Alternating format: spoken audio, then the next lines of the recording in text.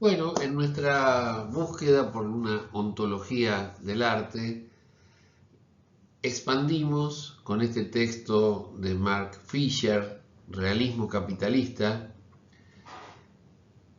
la preocupación por vincular la estetización generalizada de la modernidad, o mejor dicho, de la posmodernidad, atribuido a los tiempos que corren, con esta interesante reflexión del autor inglés fallecido trágicamente en el 2017, pero que fue escrito en el año 2008. Se nota la caducidad de algunas, no ideas, sino de algunos ejemplos, porque todos somos esclavos de nuestro tiempo, esto ya lo había dicho Hegel. Y como somos esclavos de nuestro tiempo, por más profunda que sea nuestra reflexión, no llega, y más en tiempos de tan rápida evolución, especialmente tecnológica, no llega a cubrir todas las problemáticas actuales. Sin embargo, la nuestra, la de los controles sociales digitalizados, como una forma de reflexión desde el arte y desde la filosofía para el mundo contemporáneo, yo creo que vale la pena leer. Para no cargar demasiado las lecturas del seminario, yo he seleccionado un par de capítulos nada más. El libro vale la pena. Hay incluso algunos resúmenes, algunas exposiciones más sistemáticas que las que yo intento aquí, más exhaustivas, en YouTube. Creo que están en la bibliografía, si no lo pueden buscar con mucha facilidad. Bueno, ¿quién fue Mark Fisher? Un escritor británico que trabajó como profesor en el Departamento de Culturas Visuales de la Goldsmiths College de la Universidad de Londres. Él está preocupado fundamentalmente por tematizar la cuestión de la posmodernidad. Esta cuestión que venimos charlando respecto de la estetización generalizada, etc. Y me permití poner estos ejemplos, son muy pequeños, pero ustedes pueden buscar estas mismas imágenes en la web, que son, bueno, edificios del último periodo de la Unión Soviética. Son edificios, podríamos decir, públicos, fotografiados por un fotógrafo francés del que vamos a hablar seguidamente, y que abren de alguna forma la reflexión de lo que yo llamo controles sociales digitalizados. Deberíamos pelear por la construcción de una modernidad alternativa en la que la tecnología, la producción en masa y los sistemas impersonales del gerenciamiento contribuyan a la remodelación de la esfera pública. ¿Por qué? Porque público no significa estatal, significa el desafío de imaginar un modelo que no sea el de la centralización estatal como la que se dio durante el siglo XX. Y probablemente el modelo estalinista sea el más perfecto ejemplo de usurpación por parte del Estado de lo que se considera saludablemente la esfera pública. Cuando nosotros hablamos de educación pública, se habla, por ejemplo, en los diarios, en los gremios, en la política, en realidad lo que se quiere decir es educación financiada con fondos estatales de gestión pública. Pero muchos de ustedes seguramente son profesores o profesoras y saben que la gestión pública, inherentemente pública de la educación, por lo menos en Argentina, está muy reducida a la burocracia estatal, especialmente quienes vienen de la provincia de Buenos Aires o incluso quienes trabajan en la universidad. Quiero decir, estos edificios son algo así como el símbolo del poderío estatal contra la gestión pública, es decir, contra la libertad de los individuos por construir ellos mismos sus propias políticas. Estamos muy lejos de eso, pero estamos muy lejos no por la Unión Soviética, que por otra parte ya ha sucumbido, sino por estas improntas del capitalismo neoliberal del cual se ocupa Mark Fisher. Este fotógrafo Chauvin, fotógrafo francés, presenta edificios como relacionados con un sistema político y social al borde de la ruina, pero que sin embargo significan otra cosa. Fisher los considera reliquias de un futuro postcapitalista que todavía debe realizarse. Se entiende la paradoja, ¿no? No serían modernos ni posmodernos. Son sueños, aspiraciones, que flotan apuntando a una cuarta dimensión, intentando salir del presente. Algo de eso hay en el realismo capitalista. Ya veremos por qué. Porque el neoliberalismo erradicó la categoría de valor en un sentido ético. Ahora el valor tiene que ver no con lo ético, sino con lo estético. ¿Cómo es eso? El realismo capitalista es la atmósfera general que condiciona la producción de cultura, la regulación del trabajo y por supuesto la educación, y que actúa como una barrera invisible que impide el pensamiento y la acción genuinos.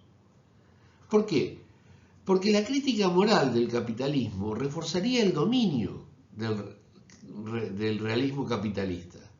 Pensemos en estas culturas de la cancelación, de la persecución, de la indignación, que son más actuales y no estaban más que esbozadas hace 15 años o 16 cuando se escribió este texto. Parece irrefutable que la pobreza, el hambre y la guerra son inevitables de la realidad, mientras que la esperanza de que se acaben estas formas de sufrimiento parece una ingenuidad, parece una utopía. Nos hemos acostumbrado a la resignación. Y a cambio hemos comenzado a experimentar la indignación. Cuando hablo en primera persona no me refiero concretamente a nosotros, me refiero a nuestra época. Fisher opta por describir el realismo capitalista como incoherente, como si fuera todo lo contrario de lo que dice. Y en eso radica precisamente el principio estético del valor que alguna vez fue ético, fue moral y que ahora se ha transformado en nada más que una especie de ornamentación. Lo realista en cada coyuntura se define a través de una serie de determinaciones políticas.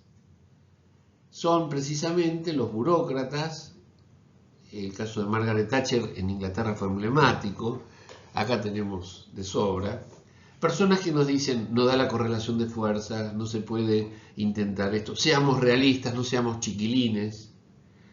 Ninguna posición ideológica puede ser realmente exitosa si no se la naturaliza. Es decir, si no se muestra como la única alternativa posible. Pero tampoco se la puede naturalizar si se la considera un valor más que un hecho. Por eso es que no se trata de una opción moral, sino que se trata justamente de una representación. En este caso, cuando habla de hechos, no habla de hechos brutos, sino de cómo la prensa y otros órdenes discursivos atraviesan la esfera pública, haciéndonos creer que esos hechos representados por esos discursos son efectivamente la única opción disponible.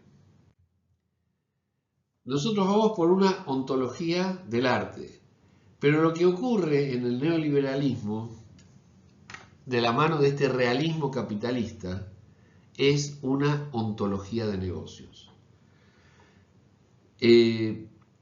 No vamos a tener tiempo de explayarnos sobre el concepto de lo real, lo imaginario y lo simbólico en Lacan.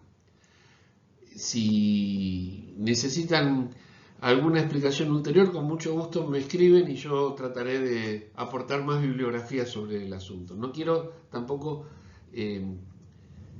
abrir muchas ventanas en estas clases asincrónicas que les pueden llegar a resultar muy pesadas y muy difíciles de seguir. Por eso es que voy a tratar de concentrarme en algunas referencias nada más. Lo real para Lacan es aquello que toda realidad, acá lo ponemos entre comillas, debe suprimir. Es decir, la realidad se constituye a sí misma gracias a esta represión. No es lo mismo lo real que la realidad. Lo real tiene que ver con ese caos que son nuestros instintos, que es nuestro inconsciente, que es justamente el lugar a donde ni lo imaginario ni lo simbólico pueden penetrar. Sería como un resto.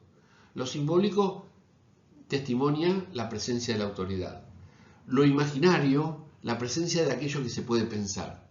Ahora, aquello que no se puede pensar y aquello que no ha sido instituido como autoridad es el desorden. Y eso es lo real. Por lo tanto, si a mí me preguntan qué es lo real, tengo que responder así. Es aquello que se resiste a cualquier intento de representación. Un vacío traumático del que solo nos llegan atisbos a través de las fracturas e inconsistencias en el campo de la realidad aparente. Vamos, que todos sospechamos que las cosas no son como nos lo cuentan, que los discursos construyen una versión edulcorada, favorable o en algunos casos hasta dramática, pero no en el sentido en que lo real insistiría en convocarnos. La estrategia contra el realismo capitalista consiste en la invocación de lo real subyacente a la realidad que el capitalismo nos presenta. Es decir, insistir en que sí hay alternativas y que justamente la carencia de alternativas no es debida a la falta de espontaneidad en los movimientos de protesta, sino al acallamiento de las voces que se rebelan contra el sistema. Por supuesto, vamos a hacer un trabajo práctico. Todos los trabajos prácticos, reitero, son opcionales. La obligación consiste en presentar 2 o 3 a lo largo del curso o en los plazos institucionales que correspondan. Uno de ellos podría ser, bueno, cómo ha evolucionado a partir del 2008 hasta ahora la presentación de la protesta, tanto por parte de los detractores de la protesta como de aquellos que construyen en el espacio público sus movimientos de protesta. Acá en Argentina tenemos algunos,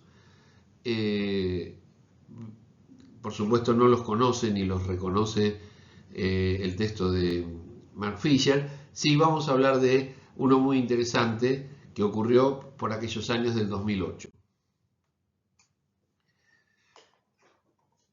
Hemos llegado a un punto, gracias a la financiarización de la economía, es decir, a la generación virtual de riqueza, que se convierte en riqueza y poder reales, en la que el capital se expande de manera infinita sin la mediación del trabajo. La visión marxista de la historia partía de la evidencia de que el trabajo volcado a la producción pero no remunerado permitía al capitalista acumular a expensas del trabajo alienado de la clase trabajadora. Bueno, ¿qué ha pasado ahora? Ha pasado que el agotamiento de los recursos terrestres parece apenas una falla temporaria del sistema. Siempre se consiguen nuevos, lo que se llaman tierras ricas o tierras preciosas. El ejemplo es el litio, pero también se encuentran por todas partes petróleo a muy profunda distancia de la corteza terrestre. El caso, por ejemplo, de Vaca Muerta y de tantos otros que se han descubierto en Sudáfrica, en Brasil, incluso acá en la costa de la provincia de Buenos Aires. El capital mismo puede volver a insuflar vida al planeta, darle forma a su paisaje y recolonizarlo. Pongo como imágenes para que recordemos esta película Wall-E, de la que queda solamente una especie de robot, una especie de recolector de residuos que es un robot. Y la reserva de la humanidad son estos seres así obesos y más bien haraganes que han logrado sobrevivir en una cápsula espacial.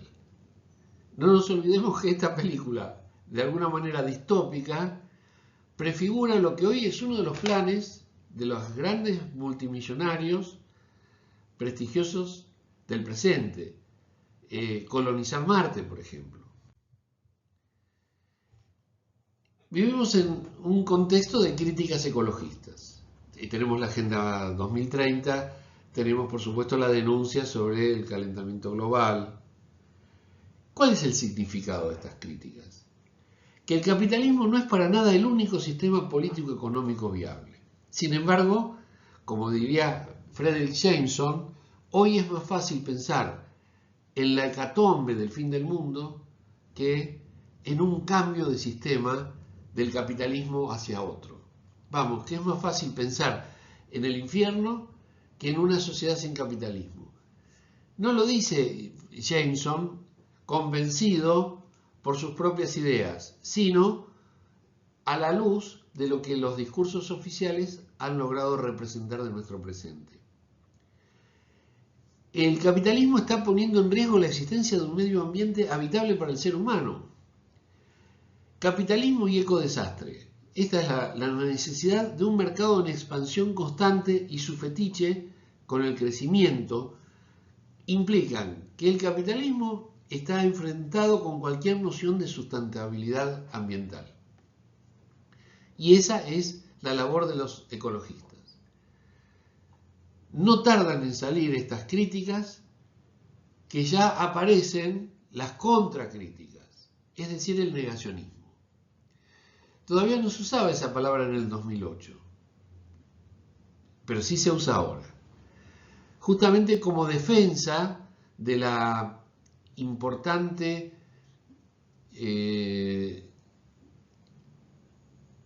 propuesta de los ecologistas de lograr una sustentabilidad en la producción económica y en la expansión de la civilización. Vivimos en una época, según Mark Fisher, de hedonia depresiva. Hedonia significa algo así como la tendencia a concentrarse en la búsqueda del placer. El problema creciente del estrés y la ansiedad en las sociedades capitalistas de la actualidad se evidencia, entre otras cosas, en la proliferación y en el aumento de ventas de medicamentos ansiolíticos. Más allá de que uno los tome o no los tome, yo particularmente me resisto a tomarlos, conocemos en nuestro entorno de trabajo, familiar, etc., personas a las que los propios médicos les recomiendan ingerir este tipo de medicación.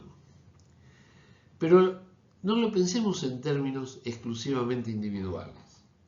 No es una enfermedad psicológica, es una enfermedad sociológica. Frente a la privatización de la enfermedad en los últimos 30 años, hay que preguntarse cómo se ha vuelto aceptable que tanta gente, y en especial tanta gente joven, esté enferma.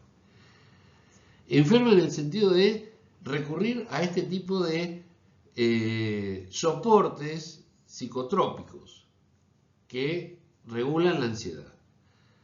La llamada plaga de la enfermedad mental, todavía no había ocurrido la pandemia que azotó el mundo en el año 2020. Todavía se hablaba de plagas. Esta plaga de las sociedades capitalistas sugiere que más que ser el único sistema social que efectivamente funciona, el capitalismo no es inherentemente disfuncional y que es alto el costo que pagamos para que parezca funcionar bien. Creo que lo leí mal. El capitalismo es inherentemente disfuncional. Toda vez que produce enfermedades, toda vez que produce hecatombes ecológicas y que amenaza la sustentabilidad del hogar humano que es el planeta Tierra.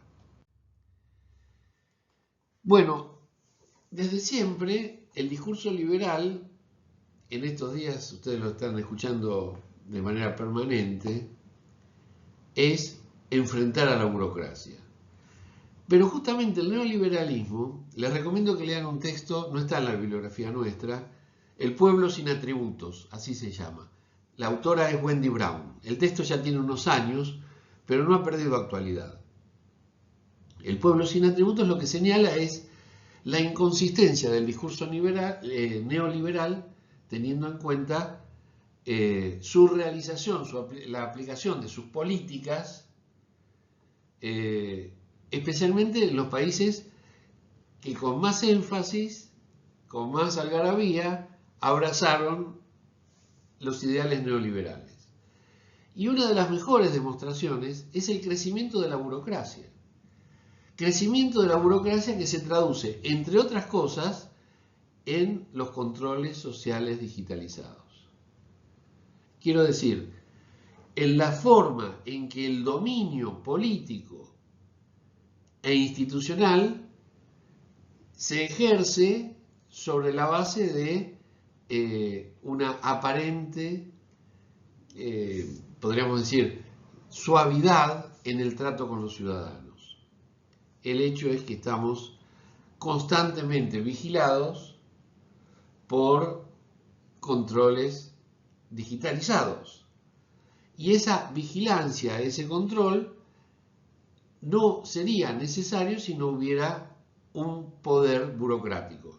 Poder burocrático no quiere decir gran cantidad de empleados al servicio del poder. Significa grandes recursos volcados al ejercicio del poder, ya sea a través de seres humanos o a través de máquinas digitalizadas o digitales que impulsan y sostienen esta vigilancia a favor del poder. La persistencia de la burocracia sugiere que la forma efectiva en la que el capitalismo funciona es muy diferente de la imagen con que el realismo capitalista insiste en la abolición de la actividad estatal. Ahí lo tenemos claramente testimoniado en, podríamos decir, los despidos masivos en la administración pública nacional, vociferados con bombos y platillos por el propio gobierno, porque tienen una audiencia que festeja esos espectáculos, pero que en realidad no representan más que una mínima parte de lo que efectivamente están haciendo. Es más, esa mínima parte, en el supuesto achicamiento del aparato del Estado, no va de la mano con un aumento en el poderío de la esfera pública. Todo lo contrario, la privatización del control social cae de manera más convincente y más sólida siempre en manos privadas, con lo cual se debilita la burocracia estatal, pero se fortalece, se consolida el poderío de las grandes corporaciones privadas. Podríamos decir que la depresión es endémica. ¿Qué quiere decir endémica? Bueno, que no se puede curar, que siempre va a haber un resto, una permanencia de esta crisis que no es disfuncional al capitalismo, sino que forma parte justamente de la necesidad práctica e histórica del capitalismo para su permanencia. ¿Cómo se testimonia esto? Por la impotencia reflexiva y esta suerte de comunismo liberal. Ya lo explicamos. La hedonia depresiva es la depresión que se caracteriza en general por la anhedonia, es decir, por el desinterés que manifiesta el sujeto por el placer. En este caso, la hedonia depresiva no se trata de no sentir placer, que es el tema de la anhedonia, sino por la incapacidad para hacer cualquier cosa que no sea buscar el placer. Queda la sensación de que efectivamente siempre hace falta algo más, pero no se piensa que este disfrute misterioso y faltante podría encontrarse más allá del principio del placer. Se trata de una posición, podríamos decir, ambigua. Como profesor de un instituto terciario, que trabaja con adolescentes mayores, digamos, es decir, con personas que han terminado el secundario y que comienzan su ciclo de estudios superiores alrededor de los 18 o 20 años. La ambigua posición estructural de los estudiantes, que se divide entre su antiguo rol como sujetos de las instituciones disciplinarias y este nuevo estatus como consumidores de servicios. Esta posición es la que explica la aparición de la hedonia depresiva. Deleuze, en un texto que también les recomiendo, no lo tenemos en la bibliografía, se los puedo suministrar porque está digitalizado en la Universidad de La Plata, en muchas cátedras. El texto se llama Post-Scriptum sobre las sociedades de control. Retoma Deleuze el planteo de Foucault para distinguir entre las sociedades disciplinarias, organizadas especialmente a partir del siglo XVIII, alrededor de espacios estancos que había descrito Foucault, por ejemplo la fábrica, la escuela, la prisión, y las nuevas sociedades de control en las que todas las instituciones se incrustan en una especie de comunidad dispersa.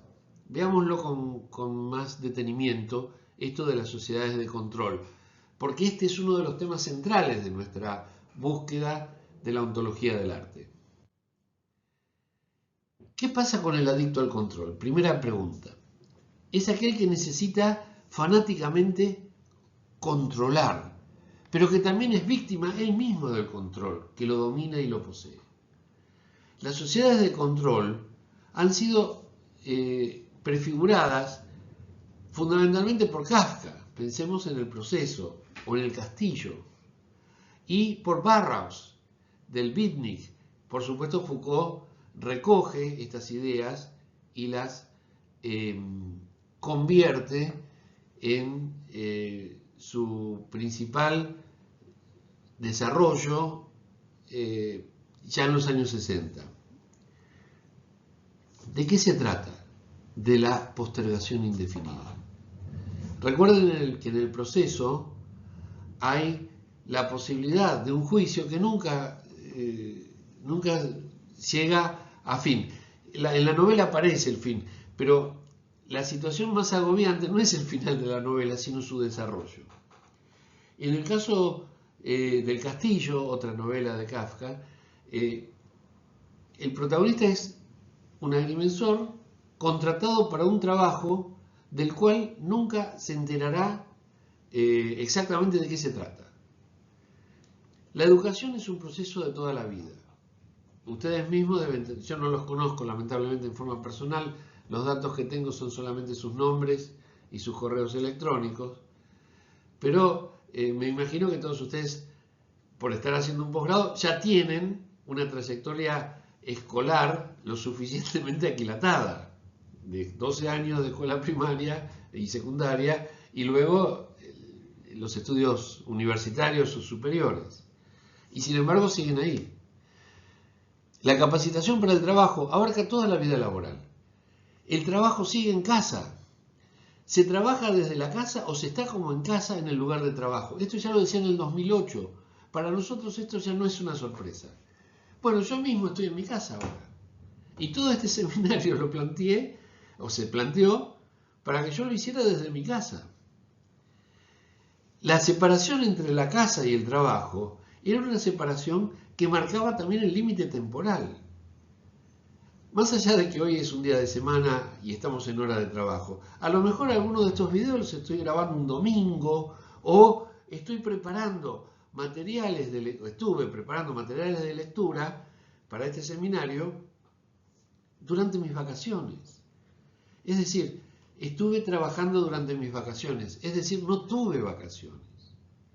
Ese es el realismo capitalista, del que todos somos víctimas.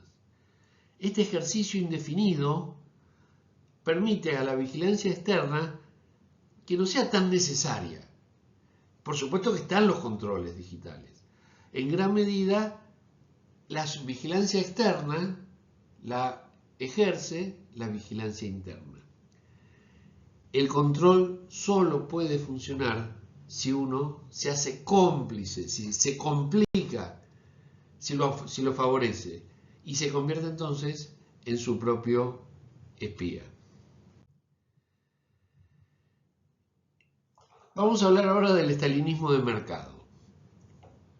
El estalinismo, ustedes saben, fue un proceso totalitario, así lo muestran los textos occidentales, en el cual la extrema burocratización del poder del Partido Comunista Soviético prácticamente llevaba a cabo un control exhaustivo del movimiento, las expresiones, las lecturas y la vida de las personas.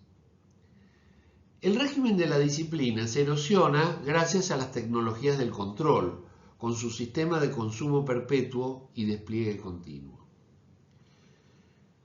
Estar aburrido significa quedar privado por un rato de las sensaciones que forman los mensajes instantáneos.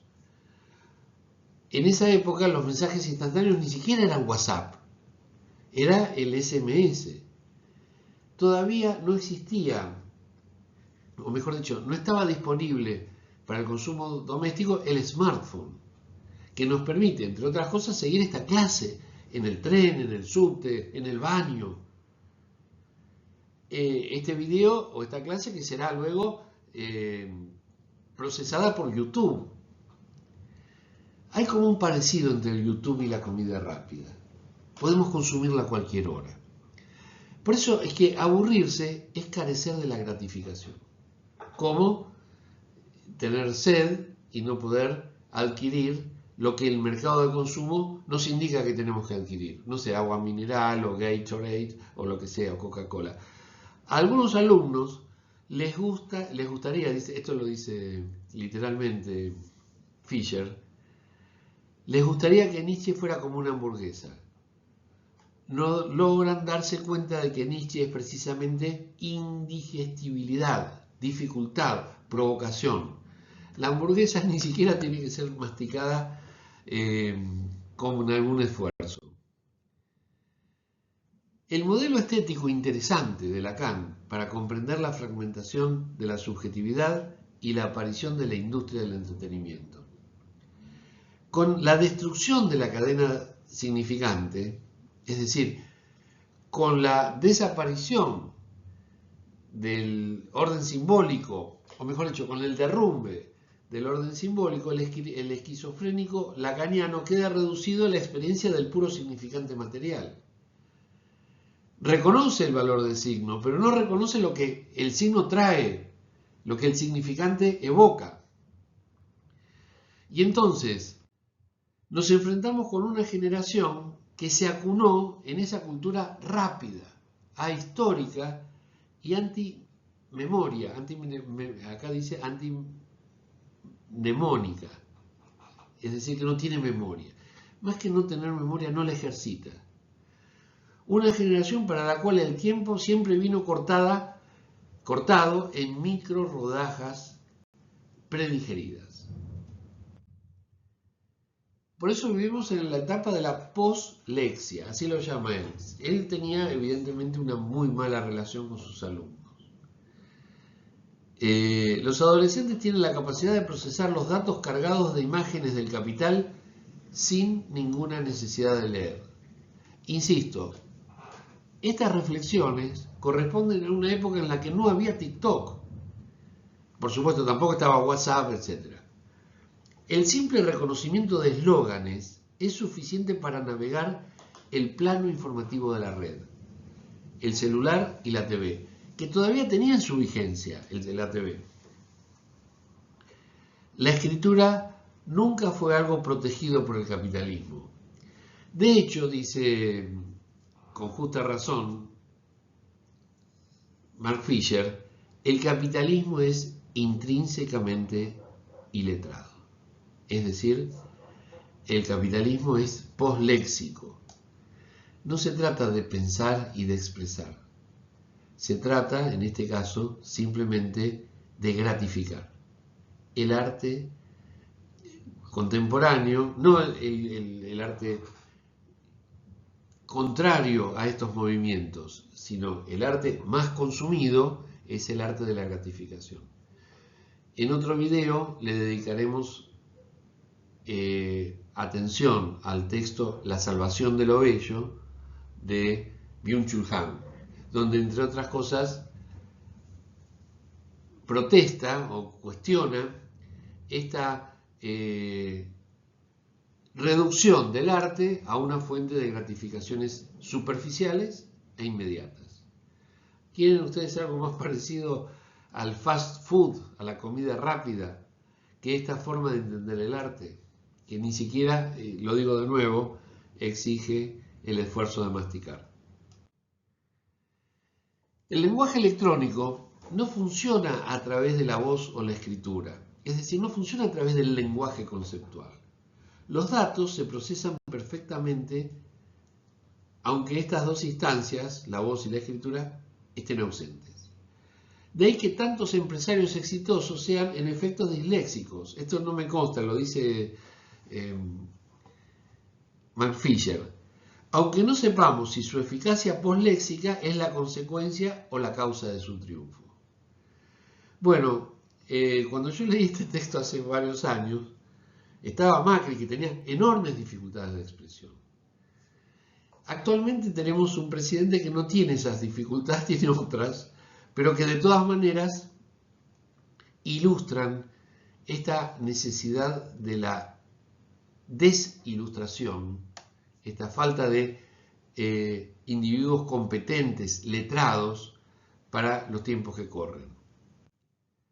Porque las sociedades de control se basan ahora no tanto en el encierro, sino en lo que aqueja a buena parte de nuestra sociedad: la deuda, el endeudamiento. La temporalidad ha colapsado, dice Mark Fisher. El presente se desliga de actividades e intencionalidades. Las posibilidades políticas se reducen a flexibilidad, pragmatismo, nomadismo, espontaneidad. Rasgos de la gerencia post-fordista típica de la sociedad de control. No se trata de cambios, se trata de adaptaciones. El cambio intenta reflejarse en los hechos. La adaptación es solo un problema de decisión personal. Por eso es que hemos llegado al punto de la burocracia forever, para siempre. Dice Mark Fisher, los neoliberales fueron más leninistas que los leninistas. Es decir, fueron más fanáticos de la burocratización de lo que los socialistas, que en cierta manera incentivaban esta forma de control, lo eran.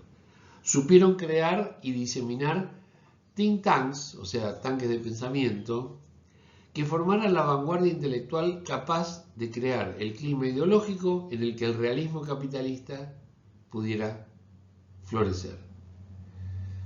En términos generales, el realismo capitalista lo que hace es convertir de manera estetizante el conformismo, la resignación, en el espíritu positivo, entre comillas, el espíritu, la actitud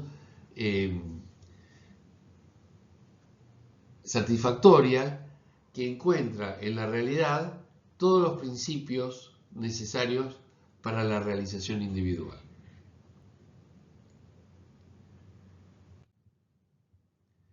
Hablando del deseo capitalista, está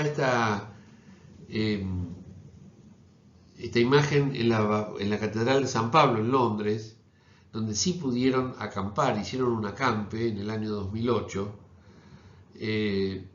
Por alguna razón no he encontrado nunca la foto completa, donde dice globalización o democracia, lo dice en inglés. O globalización sí y democracia, globalización no, democracia sí, ahora.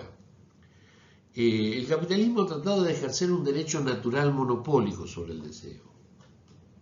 Es que la aparición de los bienes de consumo electrónicos permitió al capital confundir deseo y tecnología al punto tal que el deseo por un iPhone se vuelve automáticamente idéntico al deseo del capitalismo a secas. Todavía no se hablaba de controles sociales digitalizados al extremo en que la inteligencia artificial los procesa en lo que se llama el data mining, en la minería de datos. En la mente de los tecnócratas ya estaba este proyecto, pero a Mark Fisher se le pasa y piensa simplemente que el consumo y la satisfacción del objeto eran el punto final del proceso de dominación del realismo capitalista. Se le pasa, a mí se me hubiera pasado también, solo que yo tengo la ventaja de haber sobrevivido para contar o para pensar en todas estas cosas. Este Occupy London fue un movimiento político en Londres que formó parte del movimiento internacional Occupy.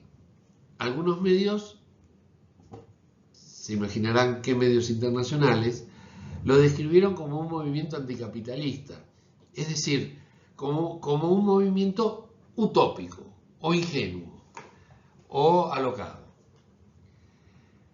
Este insulto que reciben los progresistas, los de izquierda, etcétera, de parte del presidente, es algo novedoso en el realismo capitalista. En general, no se los ofendía de manera tan desembosada como vemos a diario por parte de usinas estatales.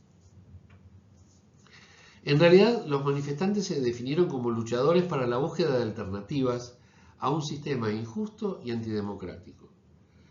El objetivo original de esta suerte de movimiento de protesta era acampar frente a la Bolsa de Valores de Londres, pero debido a una orden judicial preventiva se les impidió hacerlo.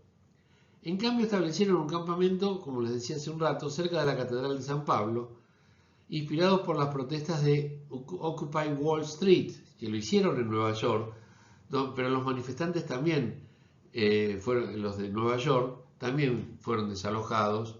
No sé si por una orden judicial, hay imágenes y videos sobre el accionar policial represivo contra estas personas que se manifestaban en paz a favor del equilibrio ambiental y de la desfinanciarización de la economía.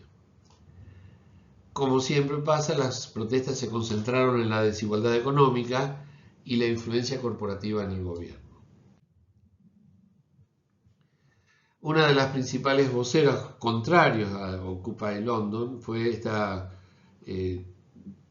diputada británica, Louise Mensch, quien identificó a los anticapitalistas con los neo-hippies, de manera ofensiva, por supuesto, y sin muchos argumentos.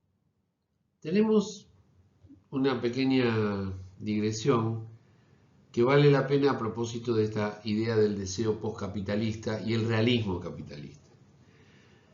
En su texto no traducido al español, Nick Land, un curioso filósofo británico, que escribió este texto después del texto de Mark Fisher, y se llama el deseo maquínico, ¿sí? El deseo, podríamos decir, teledirigido. Nick Land es conocido como el padre del aceleracionismo.